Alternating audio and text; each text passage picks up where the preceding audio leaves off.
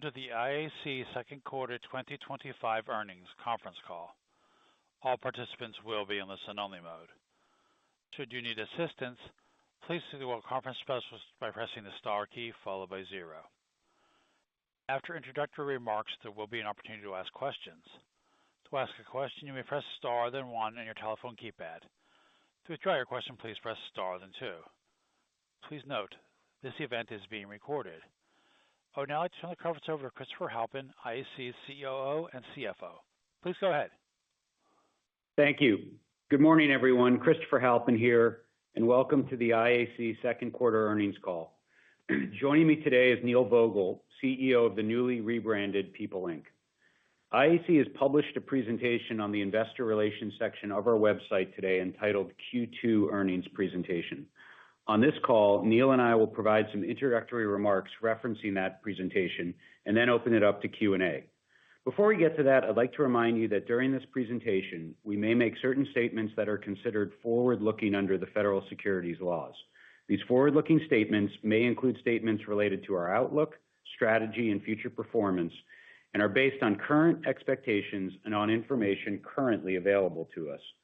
Actual outcome and results may differ materially from the future results expressed or implied in these statements due to a number of risks and uncertainties, including those contained in our most recent annual report on Form 10-K and in the subsequent reports we file with the SEC. The information provided on this conference call should be considered in light of such risks. We'll also discuss certain non-GAAP measures, which, as a reminder, include adjusted EBITDA, which we'll refer to today as EBITDA for simplicity during the call. I'll also refer you to our earnings release, investor presentations, our public filings with the SEC, and again, to the investor relations section of our website for all comparable GAAP measures and full reconciliations for all material non-GAAP measures. Now that we've covered that, let's turn to the presentation. On page 3, IAC's businesses continue to seize momentum and make excellent progress against our goals in the second quarter of 2022. Dotdash Meredith rebranded as People Inc., a new name with a storied legacy befitting a company where people, that is human experts, create the premium content that people, our consumers and readers, seek for entertainment and information. We truly believe People Inc. achieves that by providing superior content across superior brands using superior technology. This quarter, despite the volatility and uncertainty in both the macro environment and open web, we're happy to report that People Inc. returned to core sessions growth and achieved 9% digital revenue growth, accelerating from 7% in Q1 and at the high end of our guidance. We were also thrilled to complete a $1.4 billion refinancing of our debt at People Inc. in June, replacing the original acquisition capital structure with new bank debt and bonds at attractive pricing and 5 to 7 year maturities. Neil will go into more depth on People Inc. shortly. MGM reported second quarter earnings last week and demonstrated the power of its diversified gaming portfolio, with strength in digital, the regionals, and Macau offsetting softness in Las Vegas.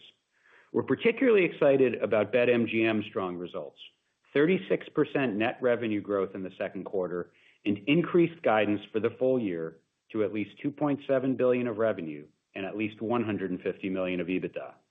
The digital gaming opportunity at MGM has always been a core pillar of our thesis, and it is great to see those assets performing so well.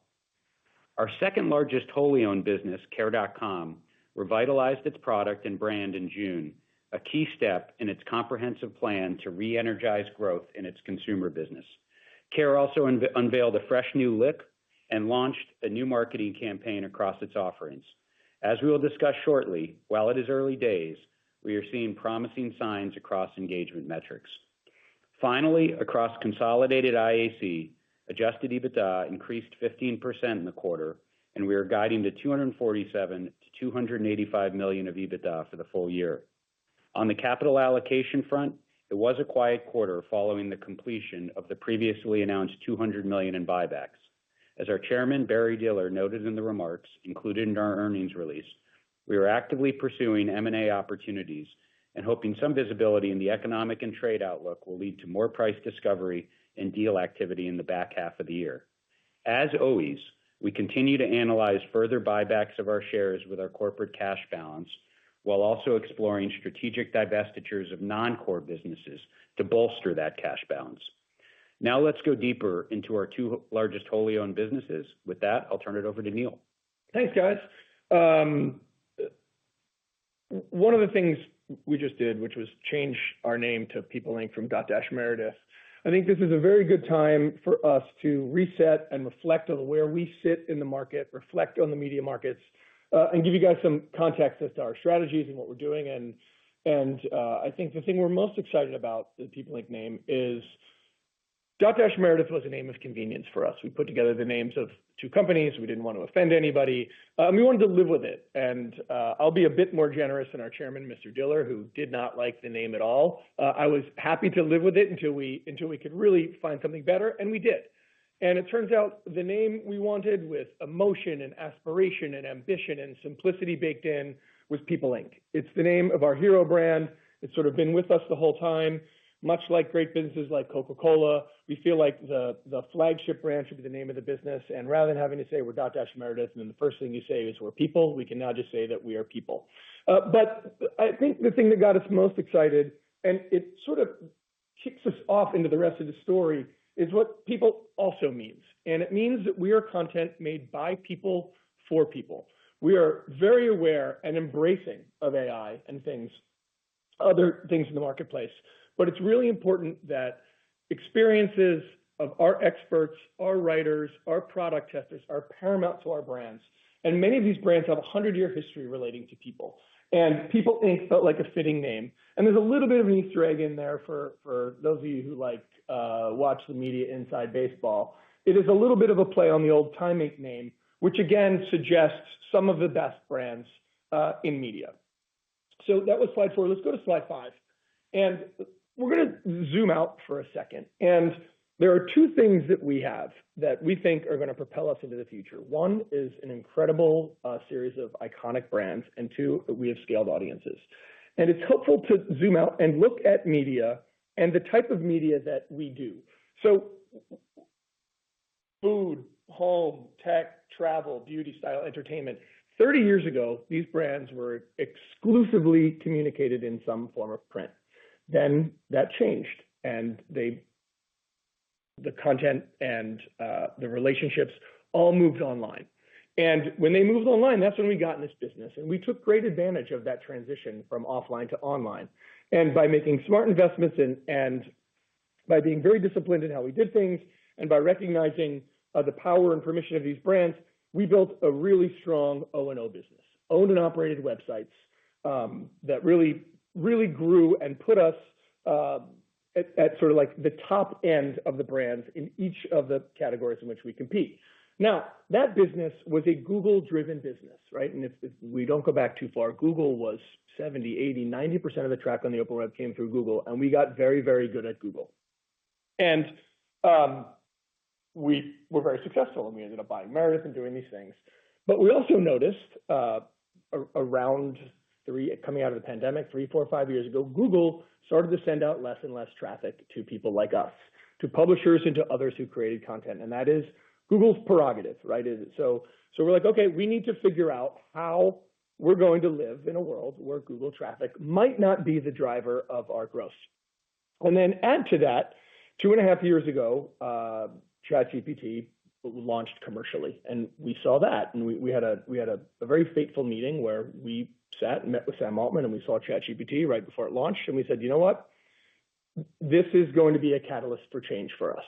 We need to connect directly to our audiences, and we need to connect directly to our advertisers, and we need to have leverage here. So knowing that Google is favoring Google results, doing things with Reddit, knowing that ChatGPT is coming around and there's going to be a search answer replacement, what can we do?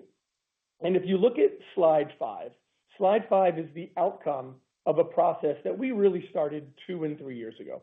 And if we can go left to right, we have 3 large buckets of owned audiences, off-platform audiences, and audiences we can address. The owned and operated audiences, the far left, is what is still a very robust open web business. And We talk a lot about sessions. We grew sessions again this quarter, and that is a business that is going to be the underpinning of our growth going forward. But what we have really done over the past 2 years is build other assets. We've built a tremendous email business. Our print business is strong. We've built a big events business, a very big syndication business. And our owned and operated sites and our owned and operated assets are very vibrant.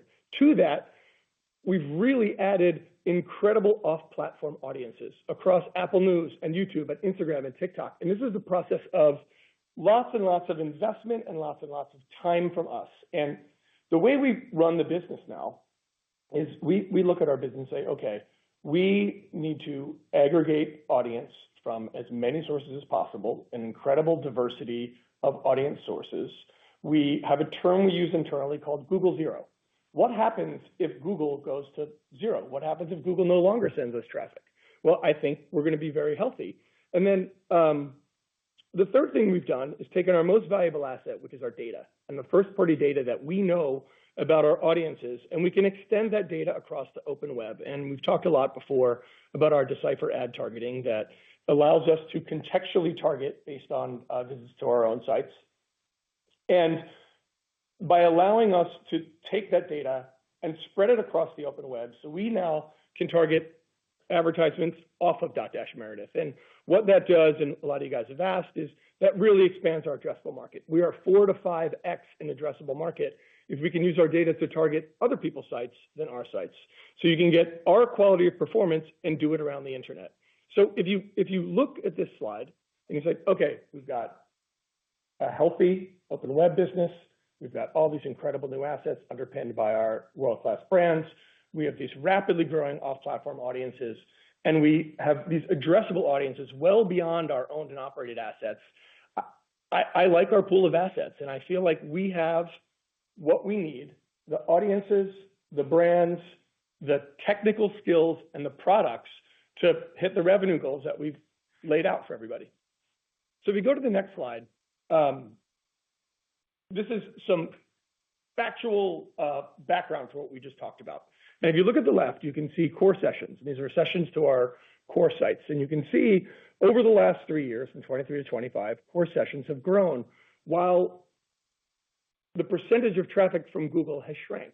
Now, there are two reasons for that. One, Google is changing their search page rapidly to favor things Google chooses to favor. And two, that is the impact of AI. When people talk about the impact of AI on our business, they're really talking about search for us.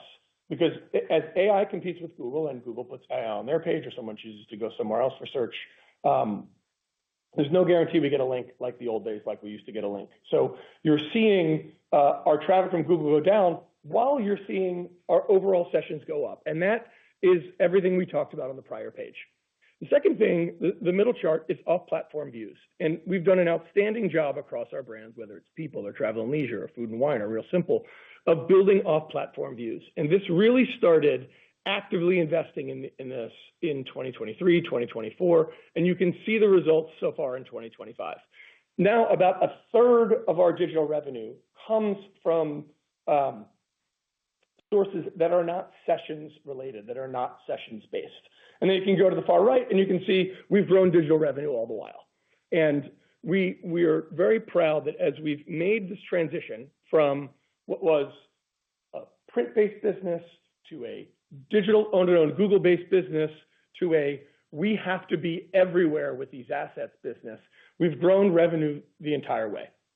And just to add on a couple of themes there, going to core sessions, that decline in the dark blue box from a billion to down to 600 million, that is partly AI and also, predating that, the numerous changes that have been made to the SERP page over that time, including Reddit being heavily prioritized, as well as cluttering of the search page. So as Neil talked about, while the portion of our traffic, of our sessions that comes from Google search has declined from 52% to 28%, through the proactive efforts he and the team have driven at People Inc., we've increased our non-Google search sessions at a 29% CAGR.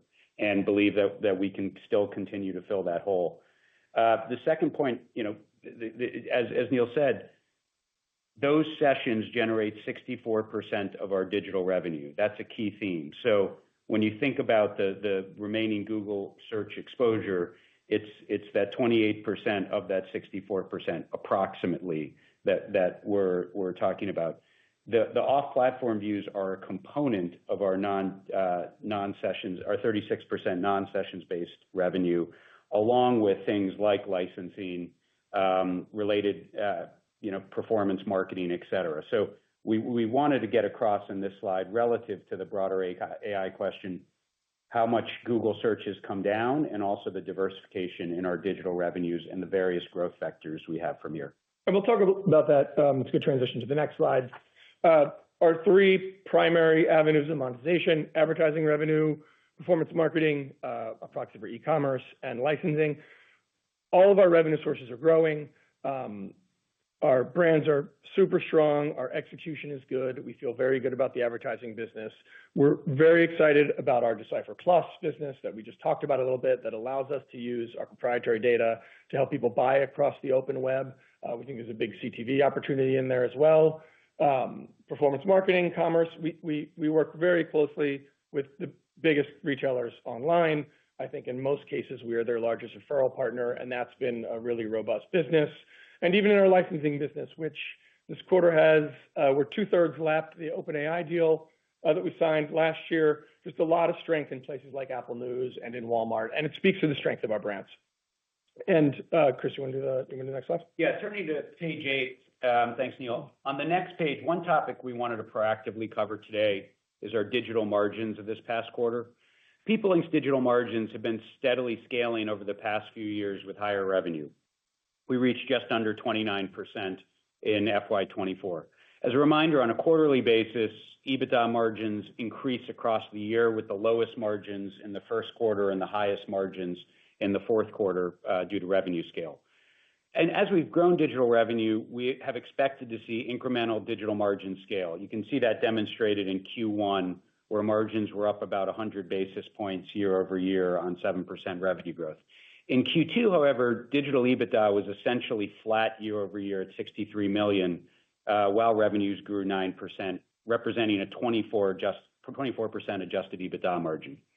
The increased costs, and this is featured at the bottom of page 8, that reduce those margins derive heavily from the strategic investments Neil talked about across new products, technology, and channels, everything we're doing to set the business up to grow.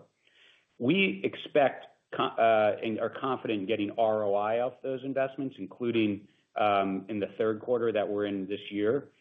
And so we expect adjusted EBITDA to grow year over year. You can see the guidance on the right in Q3 on 7 to 9% revenue growth, digital revenue growth. And we expect margins in the 25 to 28% range, and then get back to real margin scale in the fourth quarter. So with that, let's turn to Care.com on the next page, which continues to be the largest online marketplace for families and individuals looking for household caregivers across children, seniors, adults, pets, housekeeping. The company offers its services through two channels: consumer and enterprise.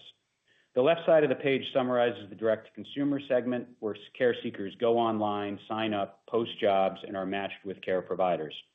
Despite some consumer revenue erosion over the past couple years, Care remains the clear leader in the online space, holding its number one brand position with 62% of traffic coming from organic sources, primarily direct navigation. On the right side of the page is our enterprise business, where employers contract with Care.com to provide backup care days and employee access to care services as a benefit to their employees. Today, Care has relationships with over 700 employers covering 31 million employees. Financially, revenue is basically evenly split between the two segments, with both offerings utilizing Care.com's database of approximately 700,000 caregivers. The two businesses, though, have seen a clear divergence in performance recently, with enterprise growing solidly as more employers provide backup care as a benefit to their employees, and the employees increasingly utilizing the product. But as discussed previously, consumer revenue has declined from pandemic highs since 2022. That's due to a combination of core deficiencies in the product experience, suboptimal marketing, and some macro headwinds. Turning the page, that brings us to the Care.com relaunch in June.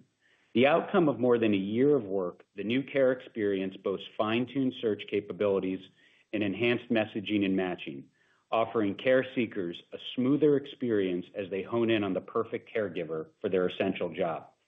In many ways, Care.com's biggest challenge has not been liquidity on either side of their marketplace, but instead optimizing the process for families and providers to match, connect, and communicate on the platform. We feel good about where the product is today and where it is going. On the right side of the page, Care has held off on marketing over the last few quarters until the product was ready for prime time. In parallel with the relaunch, Care.com has rebooted its visual identity with a new brand and integrated marketing campaign highlighting the breadth, quality, and ease of its offerings. Product and marketing have been a challenge over the last few years. Now they are working in concert to propel the business forward. In the light green, we highlight the further areas for optimization as Care.com continues to refine its product, improve pricing and packaging, and push more aggressively into senior care and pet care, two attractive growth areas that we're ready to aggressively pursue now that the building blocks are in place. On the metrics front, it's still early, but across June and July, we have seen core consumer metrics, direct navigation visits, signups, and subscriptions achieve stability and growth really for the first time since 2022.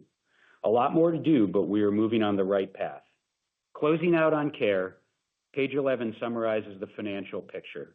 A major pandemic boost, followed by growth in enterprise and softness in consumer over the last few years.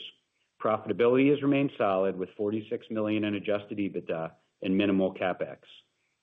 The key for Care is to reignite revenue and generate the incremental margins we believe are possible. Turning to page 12, we would reiterate that our discount remains pronounced in our mind. While MGM share price has risen since last quarter, the implied value of our private holdings on the right remains negligible. As we've said before, we will continue to drive IAC forward to unlock value from those holdings, drive simplification, and shrink that discount, as laid out in the strategy overview on the following slide. Execution, capital allocation, and catalysts. These are the pillars of our focus and how we believe we will reduce that discount. Turning to guidance, we have tightened the range of IAC consolidated adjusted EBITDA for the year to $247 million to $285 million, with the midpoint relatively unchanged versus prior guidance. At People Inc., we have reiterated full-year digital revenue guidance at 7 to 10% and brought down the high end of full-year adjusted EBITDA guidance from $350 to $340 million, while maintaining the bottom end at $330 million. This reflects our confidence in the revenue outlook across advertising, performance marketing, and license, but with increased spend in investments in new products like Decipher Plus, My Recipes, and the People app, as well as more than $3 million in higher healthcare costs hitting us in the back half of the year. For Care, we maintain guidance at $45 to $55 million, and at Search, we brought up the low end a bit. Finally, on corporate, we continue to make progress on lowering run rate costs and have reduced the range to $110 to $115 million, which includes approximately $20 million of one-time costs. With that, let's go to Q&A. Operator, can we have the first question, please? Yes, thank you. We will now begin the question and answer session. To ask a question, you may press star, then 1 on your telephone keypad. If you are using a speakerphone, please pick up your handset before pressing the keys. To withdraw your question, please press star, then 2. At this time, we will pause momentarily to assemble the roster. This morning's first question comes from John Blackledge with TD Cowen. Thank you. So really helpful what you included in the earnings deck on sources of traffic and how they build into revenue. Can you just go into greater depth on how you see the trajectory of sessions, including Google Search and off-platform views, and kind of how that translates into revenue and margin? And then second question, can you just walk through puts and takes in the 2Q People Inc. digital revenue and how you think about digital revenue growth and digital margins in the third quarter? Thank you. I'll do sessions first, and then Chris will do the margin thing. I think you're going to see sessions, O&O sessions I think the third quarter will be down a little bit. We have a very tough comp, but I think going forward, flat to slightly up is a fair expectation for us.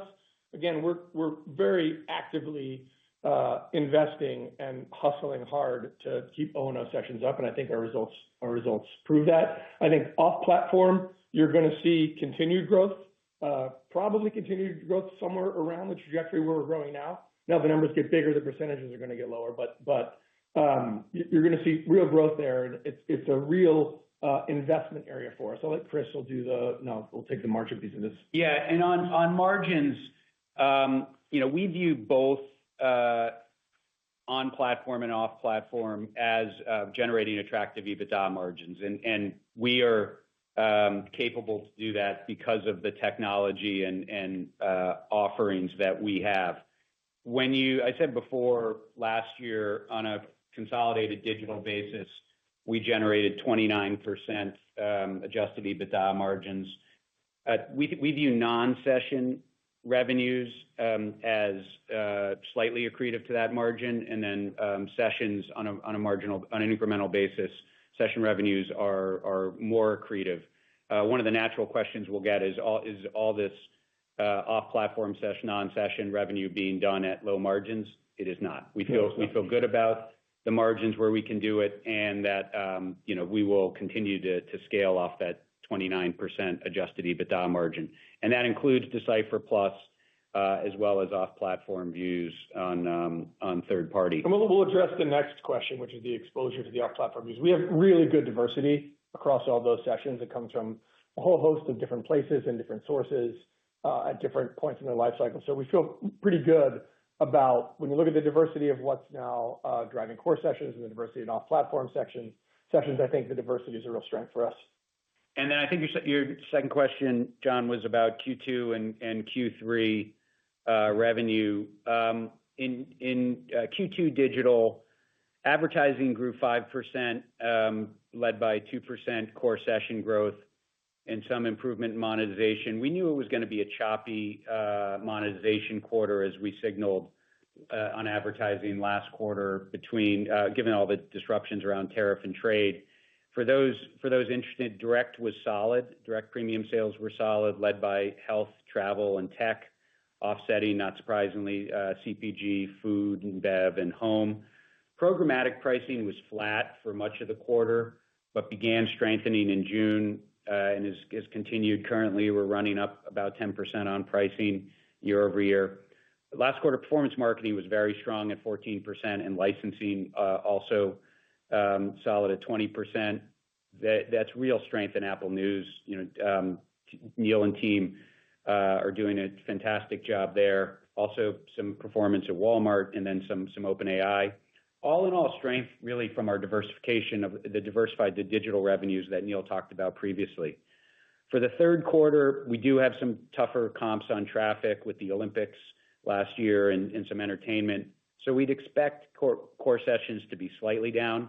Off-platform growth and improved monetization should drive advertising revenue growth despite that. Performance marketing continues to be excellent, especially if you want a window into the consumer. Consumer is very strong. Prime Day was great for us in July. And licensing should continue to grow, led by Apple News, Walmart, and other areas. All in all, we're guiding to 7 to 9% digital revenue growth in Q3 and reaffirming 7 to 10% for the year. And then on margins, as we discussed previously, we're guiding to 25 to 28% digital adjusted EBITDA margins in Q3. Thank you. Yep, thank you. Operator, next question. Yes, thank you. That comes from Eric Sheridan with Goldman Sachs. Thanks so much for taking the questions. Maybe following up on people first. Neil, I know in the prepared remarks you made a couple of statements about the decisions, but just want to go a little bit deeper in why this is the right brand and why the team and you landed on this to go forward, and how you plan on sort of positioning the brand in the broader digital media ecosystem looking out over the next couple of years. And the second question would be, you led with the quote from Barry in terms of the press release that talked a little bit about deployment of capital and the current state.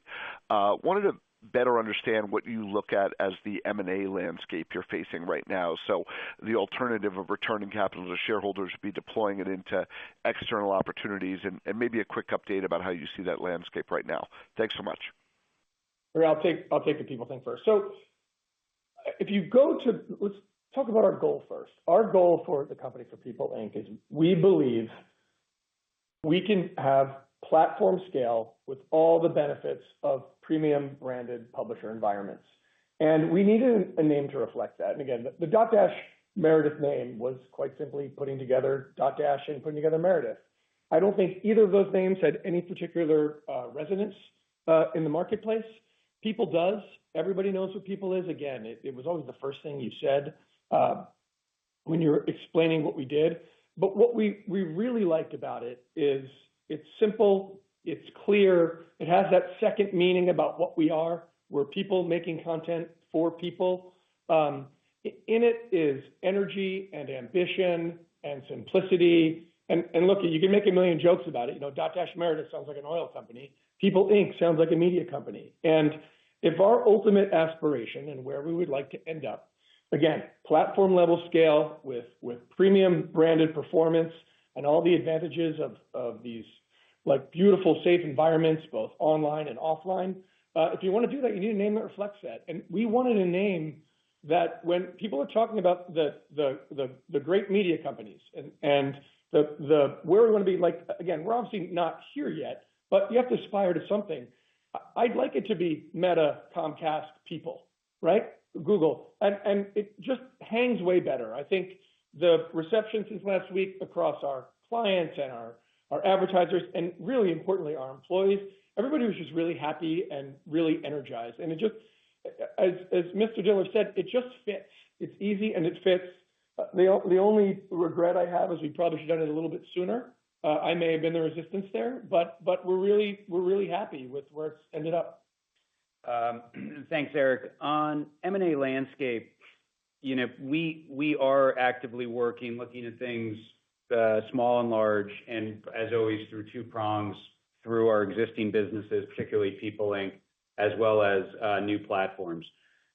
Look, we look for ways to be creative, think differently, and find assets that we have a different view on or an advantage.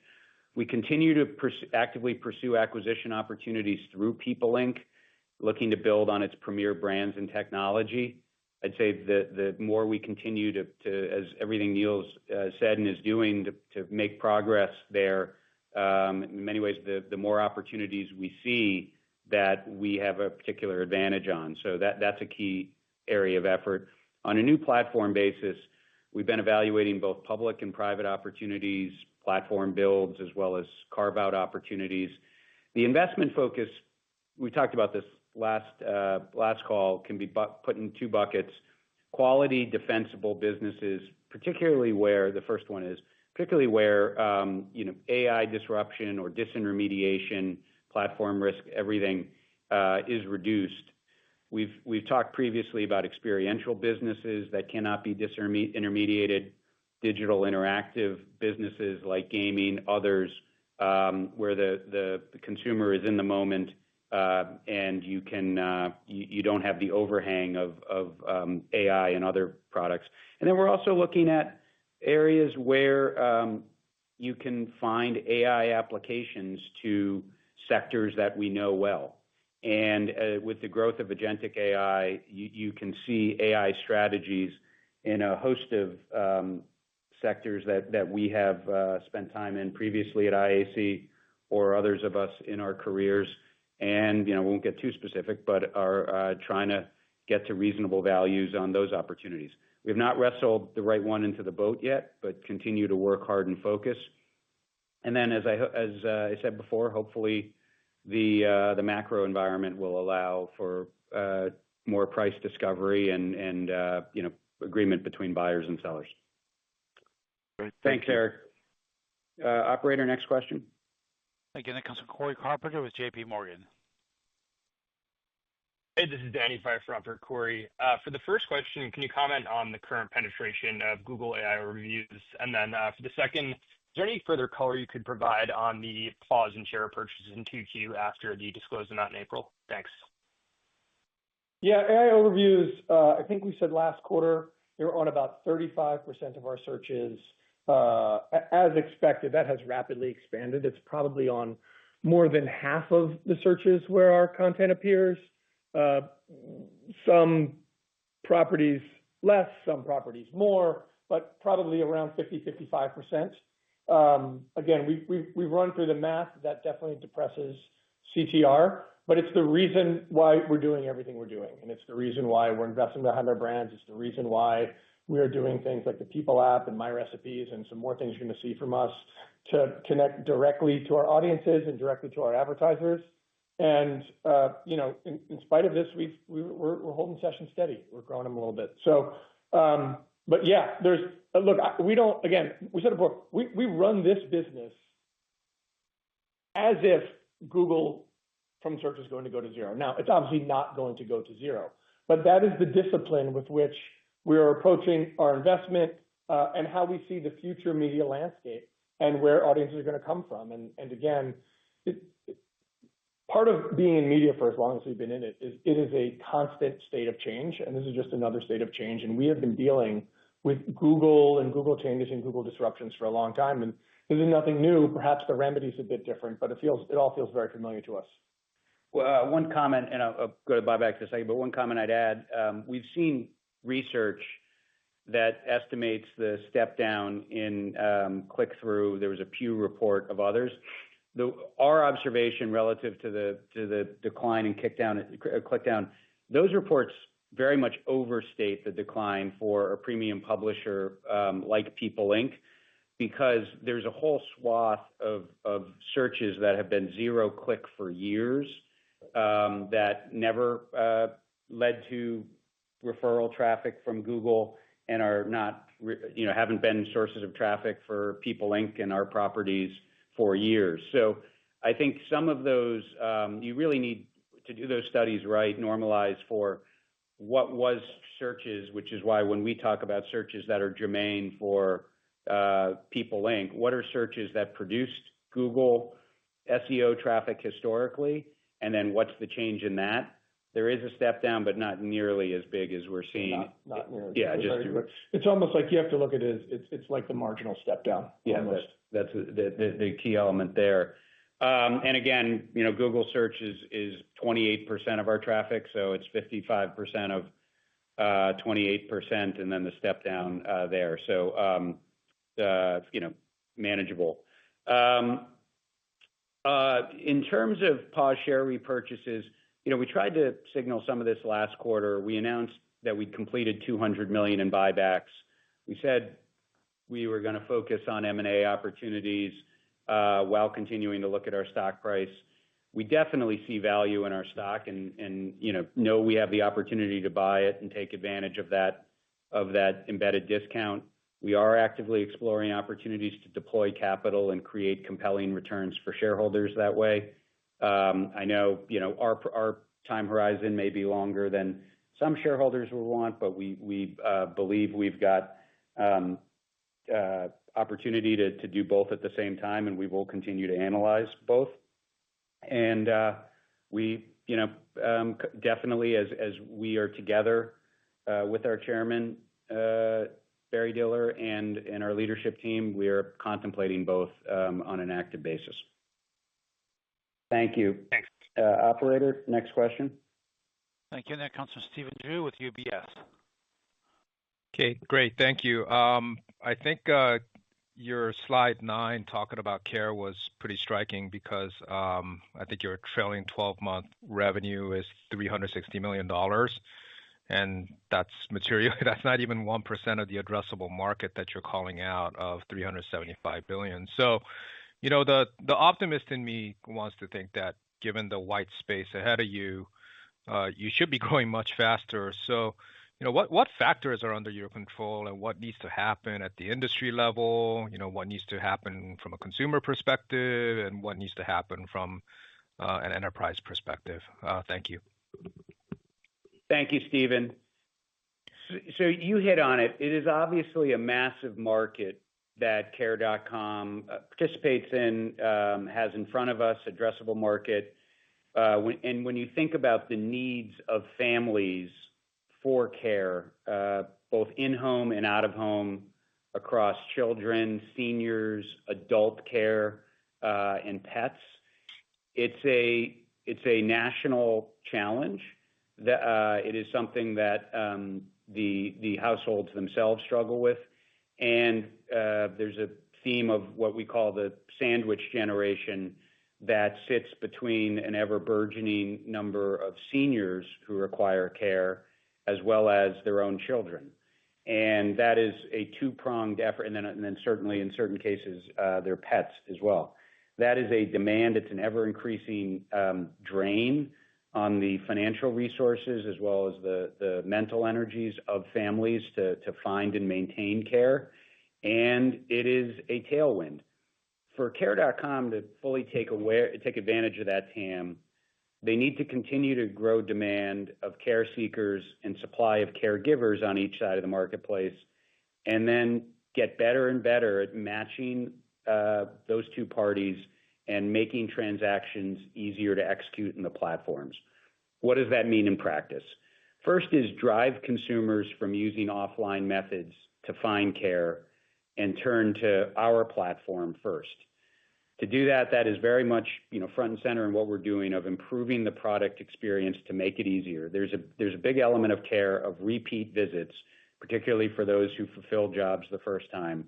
The easier you make it, the smoother the experience, the higher the quality of the match, the more likely people are to come back and repeat either for another child caregiver if there's turnover there, or to solve their senior or pet needs after a good experience on child or vice versa. The second, and this is a key step, is bring to market new pricing and packaging that meets consumer needs where they are in the journey. When you have the diversity of offerings, child, senior, pet, daycare, in-home care, backup care, et cetera, you need different offerings on a price point, on a subscription versus transactional, et cetera, to meet the specific needs of a consumer coming to the platform. We've said this before, but we have 1.6 million non-registered monthly visits, and Care is only monetizing a small percentage of them, or only serving truly a small percentage of them. That means a lot of people are showing up and not seeing the entry point or the offering that is optimal for them. That's the opportunity of the business. It's also been the biggest challenge. But Brad Wilson and team are focused on creating entree to the platform, limited time use, smaller entry, as well as upsell value packages as people become more familiar with the product and can use it going forward, things like background checks, et cetera, to offer greater flexibility and easier entry and access. And then finally, I talked about this earlier, we've got to continue to expand our vertical footprint outside of childcare, which is our predominant category today. Senior care is a burgeoning marketplace, and this next generation will be much more comfortable using digital to line up caregivers for their parents. And then pet care is a massive area of spend. We have liquidity there. It's really around and we've improved the product. It's really around making the investment there to drive growth. So in sum, Care's never lacked for growth opportunities. The hurdle's been our product and marketing. We feel good about where we're going. It's going to be, continue to make progress every day and build the business. Thank you, Stephen. Thank you. Operator, Thank you. Next question. Thank you. That comes to Jason Helfstein with Oppenheimer. Hey, thanks for taking the questions. Two quick ones. Neil, how are you thinking about long-term revenue growth for people? And I guess, how do you get there from the 9% we're doing today? Just if you could kind of, maybe bridge it to the aspirational goal. And then second, any thoughts on expanding licensing revenue beyond OpenAI as it relates to, other LLM companies who I'm sure are using your content? Thank you. Yeah, I'll do the long-term revenue. I think we've said and we believe a long-term goal for us is 10% revenue growth.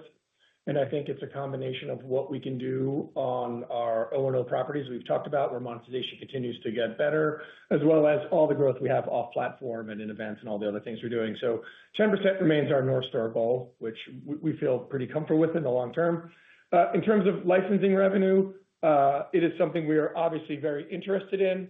I think there's two things going on in the market to make more licensing deals happen. Sort of one of these two things is going to have to happen, and they're not necessarily mutually exclusive. One, you're going to have to see a change in tenor or change in approach from the LLM creators. And two, we're going to have to manufacture some more leverage for ourselves. And you've seen that in what we've done with Cloudflare, where we're now blocking almost all AI crawlers other than OpenAI, where we have a deal, and Google, where we can't block them because they use one crawler for search and AI, which is a different discussion. But what we've seen in the last few weeks, and again, nothing is imminent, but we have seen some of the larger players approach us and come back to sort of reignite some discussions around how these things would work. There's lots of different ideas and lots of different economic models. We are very, very active here. You've obviously heard Mr. Diller and me and Chris and pretty much all of us talk consistently about what we believe, and we believe that if people are going to train and use and display our content, we need to be properly compensated for that. And hopefully we're heading in that direction, but we will see. Just can you clarify the 10% for people, is that total or digital? I was asking digital, but if you want to give both, that's fine. That's 10% for digital. Sorry, that's digital. And I think we've said print will continue to secularly decline. The good news is, as a weighted average percent of our total revenue base, it continues to decline. We've driven low single-digit total revenue growth the last few quarters. I think that should continue as we drive 10% plus digital. And what we've always said with print is print will offset our corporate expenses, and we very much manage that business for cash flow and for the branding marketing value of having print in the world, which is fairly material. Yeah. Thanks. Thank you, Jason. Operator, next question. Yes, thanks. That comes from James Herney with Jefferies. Great. Thanks, guys. Search revenue came in just a little bit lighter than expected. Can you just talk about when we should see stability in that business? How much of that is an intentional pullback versus more market-related weakness? Thank you. Yeah. On search, we manage that business for margin. And there are a number of different revenue streams that we are operating in at any given time. And within the broader Google search ecosystem, as well as search on other platforms, there are different trends, different competitive dynamics. You can see in our Q2 print, despite coming in below our revenue guidance, we came in above our adjusted EBITDA guidance, and we raised the midpoint of our full-year adjusted EBITDA. That's a reflection of identifying some higher margin channels that we were able to pursue in the quarter. And again, we're coming back to essentially gross profit on the search activities and advertisers we're driving, and then running that against our OpEx. I'd say it's been a multi-year decline in search that's been pronounced on the top line, and that has flown through to EBITDA over the last few years. We are seeing stability. It's been second derivative positive over the last few quarters. The market is hopefully finding some level, but again, the Google search ecosystem is always volatile. We'll feel good about it, at one point, and then it'll switch again. That's the nature of what we're doing with. We do feel good about our ability to maintain margin and profitability there, and on our guidance for adjusted EBITDA. Thank you. James, yeah, go ahead. Nope, thank you. That's all. Okay. Thank you, operator. Next question. Again, that comes from Dan Kurnos with the Benchmark Company.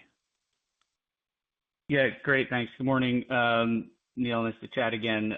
Maybe just going back to Jason's question, if we just think about Decipher Plus, maybe a good time to kind of refresh how you're thinking about the TAM, since you alluded to new potential markets like CTV and kind of how it fits in this decreasing signal loss, but increasingly self-selecting environment, especially if agentic browsing picks up. And then Chris, kind of to your point on AI industry reports, I mean, a lot of the recent data actually suggests that traffic and click-through quality has been improving for certain brands. So maybe just more of a question for you guys on where you sit on the data and analytics side, if you're kind of in a good position to track this evolution, even as you guys prepare, in case things get worse from a Google perspective. Thanks.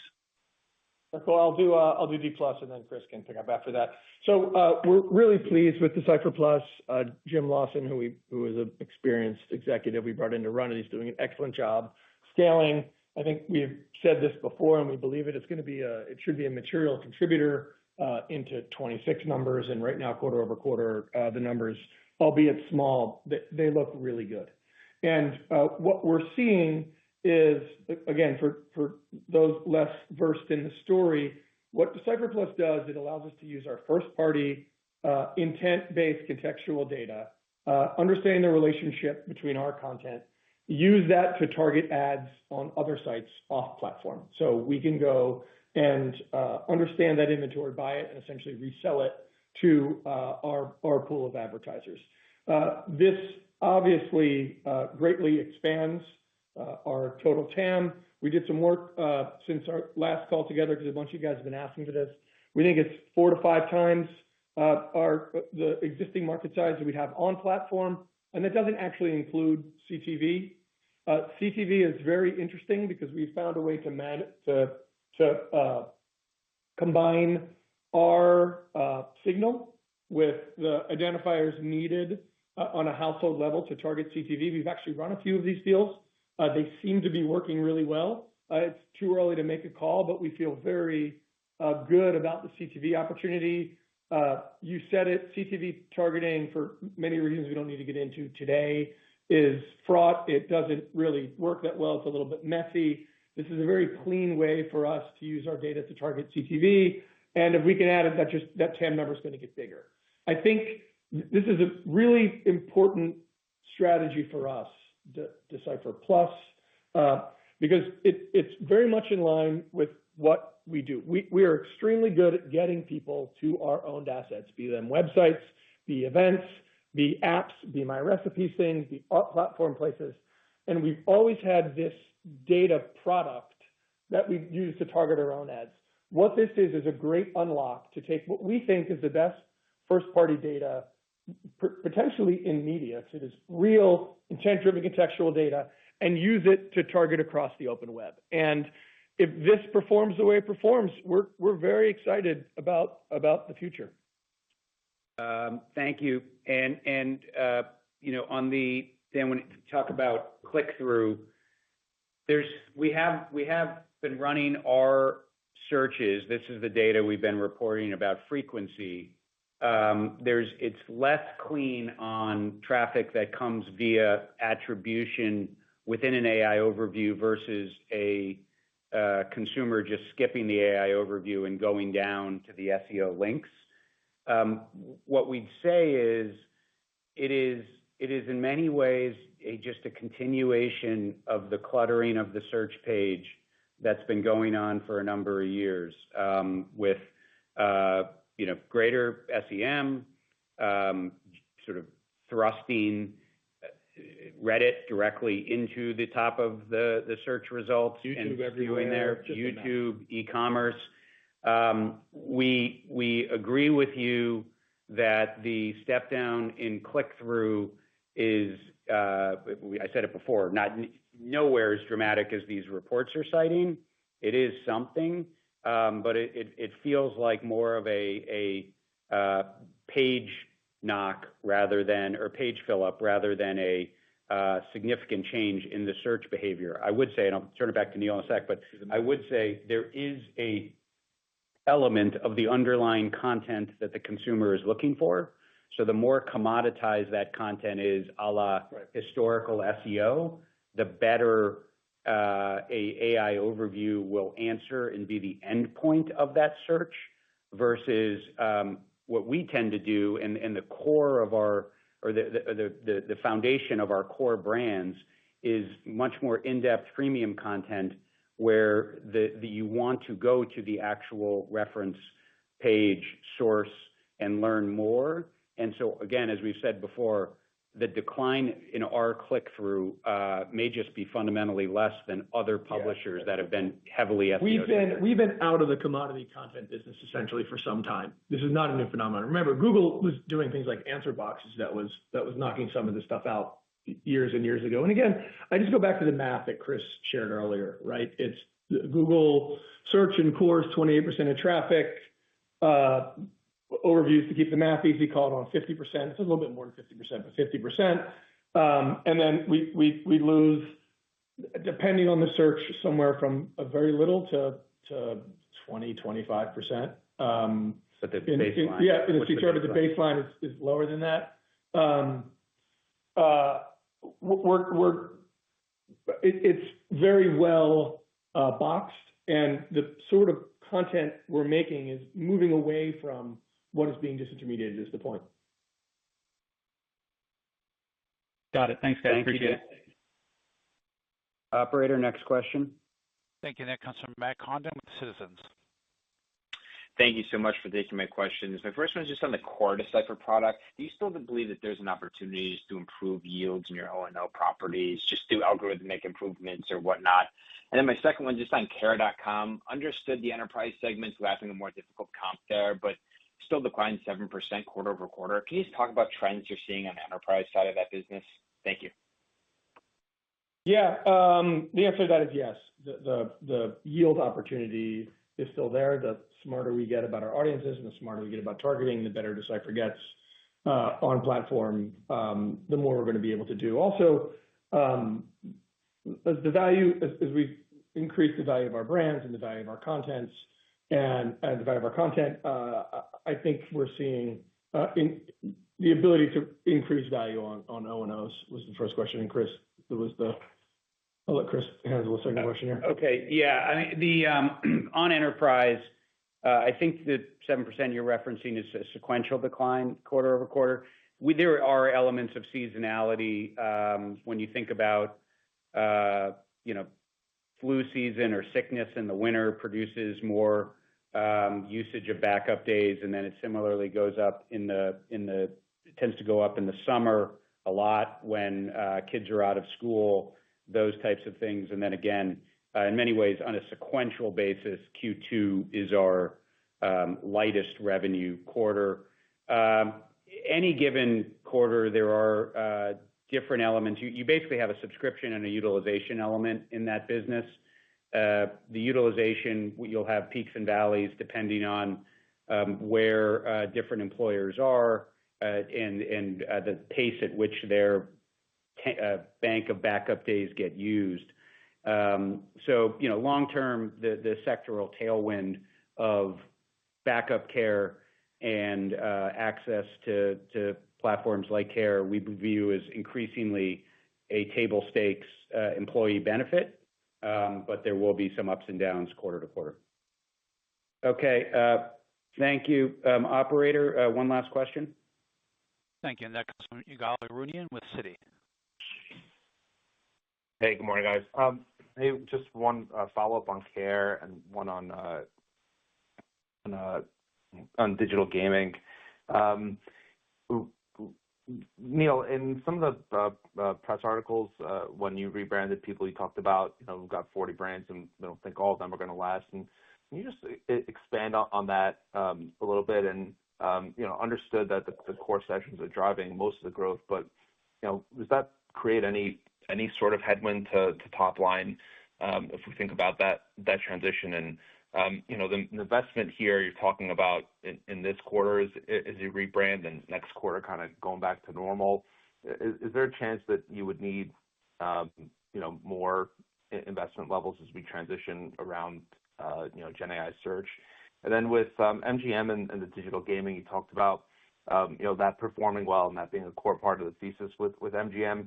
Are you guys, actively involved in that as 25% shareholders, and kind of you could expand on that strategy a little bit? Thanks. I'll do the people question first. No, for the purposes of these numbers, the brands I was talking to in that are sort of the brands that aren't part of the core. So that's anything is fully baked and fairly, it's going to be in a steady state where it is now. It was more of a way to explain to people that which you guys have known for a long time, our biggest and best brands are carrying the water around here, and they're getting all the investment.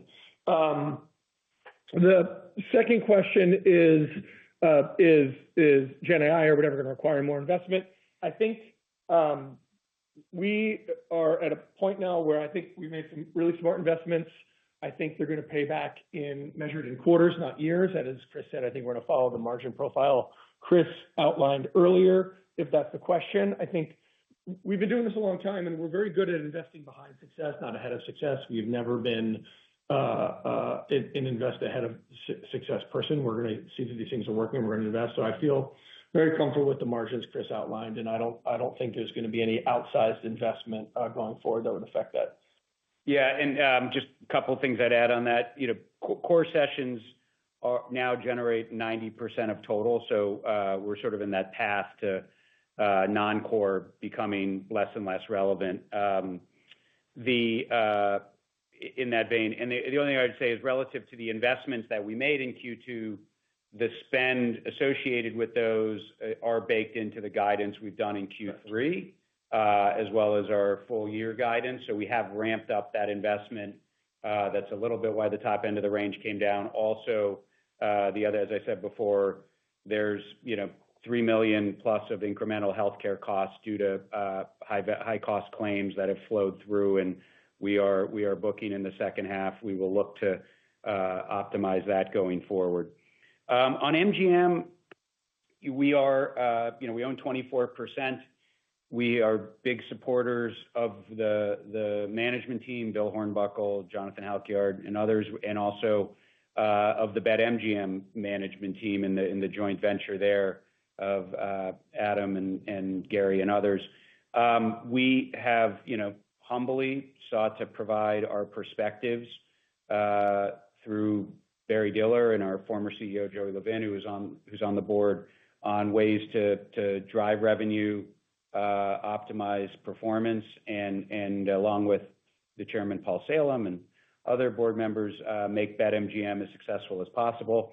We had a former joint employee of IAC and MGM, Gary Fritz, who's gone into MGM full-time and leads their digital and strategy efforts. And we feel great about his contributions and are thrilled he's working so closely with Bill. So we are active board members, but really support the management team in their strategy. Thank you. Any other questions, operators? I think that's it. Yes, I would like to return the floor at this time to Chris Halpern for any closing comments. Thank you. Thank you to all for being on and the questions, and have a great day. Thank you. The conference has all concluded. Thank you for attending today's presentation. You may now disconnect your lines. Goodbye.